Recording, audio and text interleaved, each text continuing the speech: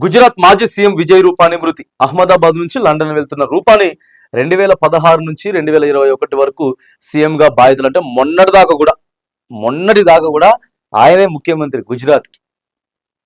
చాలా దారుణం ఘటన. ఆయన లండన్ వెళ్తా ఉన్నాడు, వాళ్ళ కుటుంబ సభ్యులు నిన్న రోధిస్తున్నటువంటి తీరు మామూలుగా కాదు. అహ్మదాబాద్ లో జరిగిన ఘోర విమాన ఘటనలో గుజరాత్ మాజీ సీఎం విజయ్ రూపానీ మృతి చెందారు. ఈ విషయాన్ని కేంద్ర మంత్రి గుజరాత్ బీజేపీ రాష్ట్ర అధ్యక్షుడు సిఆర్ పాటిల్ ధృవీకరించారు. 2016 నుంచి 2021 వరకు విజయ్ రూపానీ గుజరాత్ ముఖ్యమంత్రిగా సేవలు అందించారు. తన ప్రశాంత స్వభావం, దృఢమైన పరిపాలనా శైలితో పేరు పొందిన ఆయన రాష్ట్ర పారిశ్రామిక వృద్ధి, కోవిడ్ అనంతరం పరిస్థితుల నుంచి కోలుకుంటున్న కీలక సమయంలో గుజరాత్ ను సమర్థవంతంగా నడిపించిండ్రు. కోవిడ్ సమయంలో ఆయనే ఉన్నాడట. కోవిడ్ వచ్చింది కదా మనకి 2021 కూడా కొద్దిగా హడావుడి చేసినది కదా, 19, 20, 21. ఆ టైంలో కూడా గుజరాత్ రాష్ట్రాన్ని చాలా అద్భుతంగా తీర్చిదిద్దినాడు.